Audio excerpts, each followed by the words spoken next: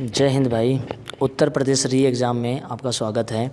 और आज का जो टॉपिक है वो सांप्रदायिक सौहार्द है, जिसमें भाग फर्स्ट नियम की बात करेंगे। और इससे पहले हमने मानसिक अभिरुचि के अंतर्गत कई टॉपिक पे बात कर लिया है और क्वेश्चन भी कराया है। ठीक है, तो आज का जो टॉपिक होगा हमारा वो क्या होगा? सांप्रदायिक सौहार्द। ठीक है, इसमें कुछ नियमों की बात करते हैं और नियमों के बाद हम आगे की बात करेंगे। ठीक, जैसे यहाँ पर लिखा है, ध्यान दीजिएगा, यहाँ पर लिखा है,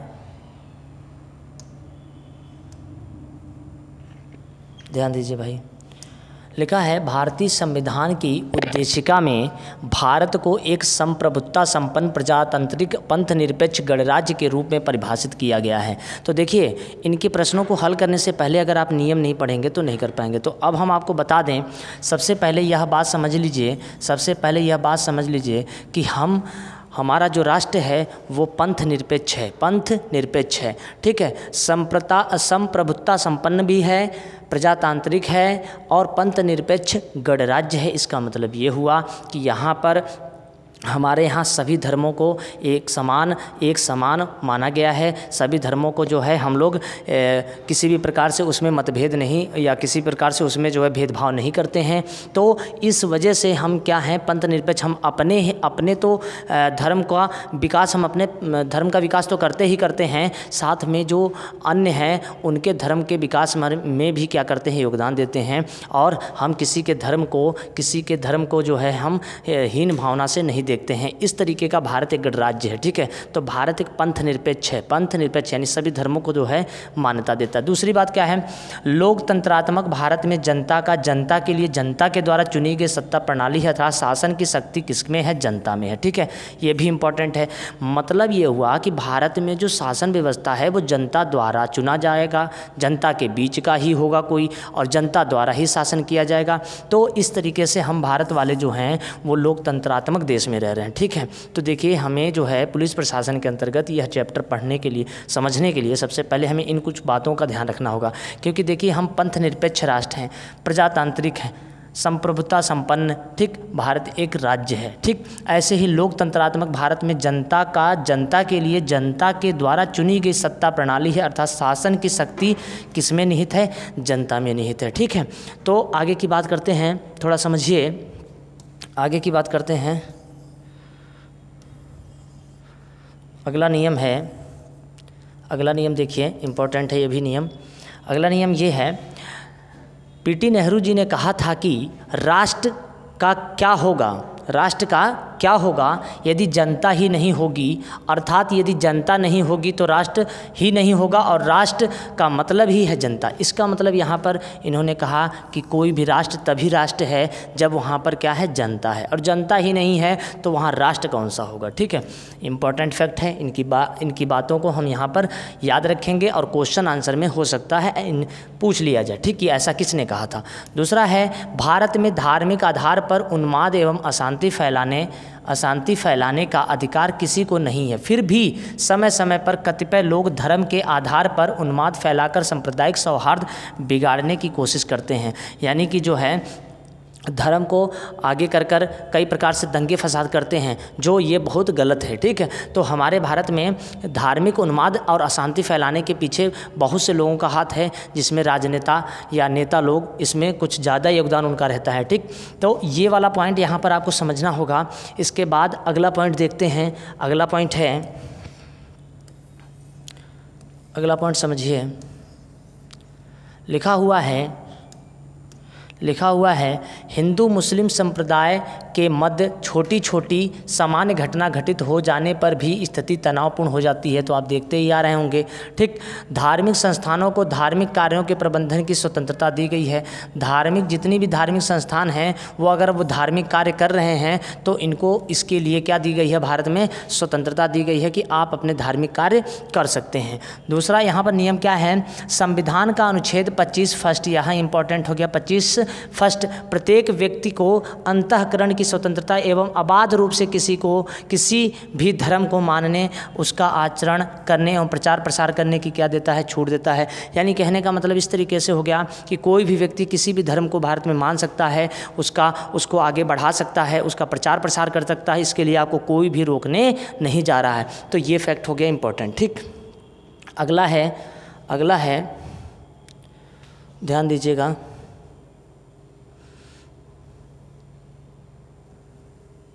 अगला नियम है हिंदू मुस्लिम संप्रदाय के मध्य छोटी छोटी सामान्य घटना घटित हो जाने पर भी, अच्छा ये तो हमने देख लिया था।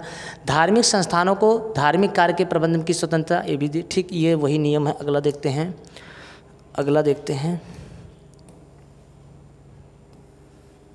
देखिए ध्यान दीजिए, लिखा है संयुक्त राष्ट्र संघ विश्व शांति को स्थापित करने हेतु 2 अक्टूबर को, कितने अक्टूबर को, 2 अक्टूबर को महात्मा गांधी के जन्मदिन को अंतर्राष्ट्रीय शांति एवं अहिंसा दिवस के रूप में मनाया जाता है। ठीक है, तो ये भी बहुत महत्वपूर्ण है। यानी गांधी जी जो हैं अहिंसा के पुजारी थे, तो उन्हीं के तर्ज पर जो है 2 अक्टूबर को अहिंसा दिवस मनाया जाता है। तो यहाँ पर पहला ये वाला फैक्ट भी क्या हो गया, महत्वपूर्ण हो गया। लेकिन महात्मा गांधी का विचार था कि सांप्रदायिक एकता तभी स्थापित होगी जब लोग सभी धर्मों का समान रूप से सम्मान करेंगे। ठीक है, तो महात्मा गांधी का विचार था कि सांप्रदायिक एकता तभी स्थापित होगी जब सभी धर्मों को आप इज्जत सम्मान देंगे।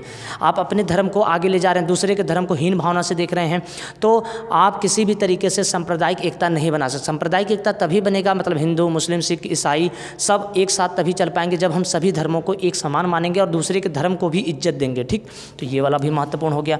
सांप्रदायिक सौहार्द के बिगड़ने पर पुलिस प्रभारी द्वारा त्वरित कार्रवाई किया जाना चाहिए। अगर कोई भी धर्म से संबंधित अगर कोई घटना घटती है और स्थितियां लग रही हैं कि बिगड़ सकती हैं, तो तुरंत जो है पुलिस को इसमें क्या करनी चाहिए, कार्रवाई करनी चाहिए। और यह भी फैक्ट बहुत इंपॉर्टेंट है। अगला पॉइंट देखिए, अगला पॉइंट क्या है, अगला पॉइंट है अभिसूचना। देखिए एक मिनट, अभिसूचना तंत्र निरंतर सतर्क में यह भी आवश्यक है कि सूचना से जनपद प्रभारी के साथ साथ संबंधित अधिकारी गण को भी अवगत कराया जाए। मान लीजिए किसी भी क्षेत्र में धर्म को लेकर या धार्मिक कार्यों को लेकर किसी भी तरीके से दंगा फसाद या कोई बात हो जाती है, तो सबसे पहले यहाँ पर एक बात बता दें कि अभिसूचना तंत्र निरंतर सतर्क रहे, मतलब जो सूचना प्रणाली है वो सतर्क रहे और अपने ऊंचे से लेकर नीचे तक के सारे अधिकारियों को सूचित कर दे। ठीक, अगला लिखा है असामाजिक तत्वों तथा सांप्रदायिक सौहार्द बिगाड़ने वाले व्यक्तियों के सशस्त्र लाइसेंस निशस्त्रीकरण की कार्रवाई की जाए और माहौल बिगाड़ने से रोका जाए। यानी कहने का मतलब है कि अगर कोई माहौल बिगाड़ रहा है तो सबसे पहले अगर वो कोई किसी तरीके से शस्त्र रखता है तो उसका लाइसेंस क्या कर दिया जाए, रद्द कर दिया जाए। ठीक, ये भी हमारे नियम में ही आता है और ये भी बहुत महत्वपूर्ण हो जाता है। ठीक, लिखा है सांप्रदायिक सौहार्द से संबंधित खबरों को मीडिया कर्मी सही अवगत कराएं। अगर मीडिया जो है, मीडिया ही अगर सही से नहीं दिखाएगी तो जो है लोगों के पास गलत मैसेज जाएगा। इसलिए मीडिया का भी कर्तव्य यहाँ पर है कि धर्म से संबंधित अगर कोई बात आती है तो उसे बढ़ा चढ़ाकर और अलग तरीके से ना बताया जाए, जो घटना सत्य है वही बताया जाए। ठीक, इस पॉइंट में लिखा हुआ है। ठीक, अगला पॉइंट क्या है, अगला पॉइंट देखते हैं भाई। और इनको जो है आप पढ़ के तब जाके क्वेश्चन आंसर लगाइएगा, ऐसे ना लगाइएगा, ये बहुत महत्वपूर्ण टॉपिक है और ये इम्पोर्टेंट हो जाएगा आपके लिए। ठीक, देखिए यहाँ पर क्या लिखा है, देश में शांति, धर्मनिरपेक्ष एवं सांप्रदायिक सौहार्द को बढ़ाने के उद्देश्य से राष्ट्रीय सांप्रदायिक सद्भाव प्रतिष्ठान द्वारा वर्ष 1996, इम्पोर्टेंट हो गया, वर्ष 1996 ये हो गया, वर्ष 1996 में राष्ट्रीय सांप्रदायिक सौहार्द पुरस्कार की स्थापना की गई थी। यानी देश में शांति बने रहे, धर्मनिरपेक्षता एवं सांप्रदायिक सौहार्द को बढ़ाने के उद्देश्य से लोगों में जो है जागरूकता बढ़ाई जाए, लोगों को पुरस्कृत किया जाए कि किसी भी धर्म संप्रदाय को जो है हम उसको चोट ना पहुंचाएं और अगर ऐसा कोई कार्य कर रहा है, सही ढंग से कार्य कर रहा है तो उस व्यक्ति को पुरस्कृत किया जाए, ठीक, इसके लिए 1996 में राष्ट्रीय सांप्रदायिक सौहार्द पुरस्कार की घोषणा की गई थी। तो ये भी इंपॉर्टेंट हो गया। लिखा गृह मंत्रालय भारत सरकार ने 19 नवंबर से 25 नवंबर 2015 को कौमी एकता सप्ताह ये पेपर में आ सकता है। कौमी एकता सप्ताह के रूप में मनाया गया ताकि सारे लोग, सारे कौम के जो लोग हैं वो एक साथ रहें और कार्य करें, ठीक, और अब सभी के धर्मों को इज्जत सम्मान दें। 19 नवंबर 2015 को राष्ट्रीय एकता दिवस के रूप में भी मनाया जाता है। तो यहाँ पर ये भी फैक्ट इम्पॉर्टेंट है, ये भी इम्पॉर्टेंट है, ठीक। अगला देखते हैं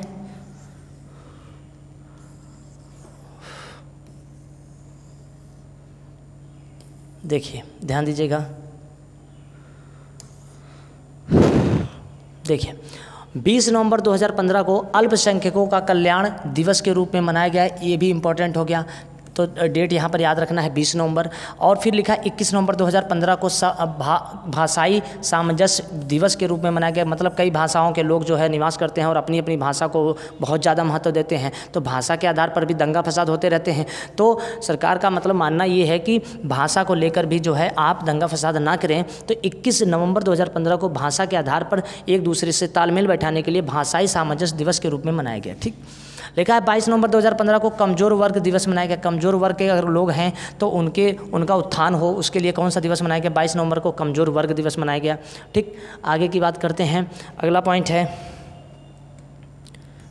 है भाई, देखो अगला पॉइंट है 23 नवंबर 2015 को सांस्कृतिक एकता दिवस। मतलब हम विभिन्न कल्चर, विभिन्न संप्रदाय के लोग जो हैं अलग अलग कल्चर रखते हैं, अलग अलग सभ्यता रखते हैं, तो उनको आगे बढ़ाया जाए और उससे कुछ सीखा जाए। इसके लिए 23 नवंबर 2015 को सांस्कृतिक एकता दिवस के रूप में मनाया गया ताकि लोगों में एकता की भावना आए, दूसरे के धर्म, दूसरे के संप्रदाय के लोगों की क्या करें, इज्जत सम्मान करें। 24 नवंबर 2015 को महिला दिवस मनाया गया, महिलाओं का सम्मान किया जाए। तो 24 नवंबर 2015 को महिला दिवस। 25 नवंबर 2015 को प्राकृतिक संरक्षण दिवस। प्राकृतिक संरक्षण नहीं होगा तो भी सब बिगड़ जाएगा, तो ये भी इंपॉर्टेंट हो गया। 25 नवंबर 2015 को सांप्रदायिक सौहार्द झंडा दिवस मनाया गया, तो ये भी इंपॉर्टेंट है। यानी कि कहने का मतलब हो गया जहाँ जहाँ ये फैक्ट दिवस के रूप में मनाया गया है, ये कहीं ना कहीं विभिन्न धर्मों के लोगों को एक साथ जोड़ने और उनको एक साथ चलने के लिए जो है यह दिवस की घोषणा की गई, ठीक है। तो हमें जो है यह सब पॉइंट याद होंगे, तब जाके हम सौहार्द जो है को चैप्टर जो है हमारा है सांप्रदायिक सौहार्द, जो आपस में तालमेल बना के हम चल सकेंगे, ठीक। और पुलिस का यहाँ पर कर्तव्य यही होगा कि विभिन्न धर्मों के लोगों को एक साथ में लेकर चलें, किसी से ऊंच नीच की भावना ना रखें, ठीक। तो इस तरीके से अगर हम ये सारे फैक्ट अगर याद कर लेते हैं या फैक्ट पता होता है तो हमें इस पर क्वेश्चन आंसर करने में दिक्कत नहीं होगी, ठीक। तो इस पर जो क्वेश्चन आंसर हम देखेंगे और यहाँ पर ये जो फैक्ट हो जाता है ये महत्वपूर्ण हो जाता है, तो आप इसे डाउनलोड कर लीजिएगा टेलीग्राम से, ठीक। ठीक भाई, जय हिंद।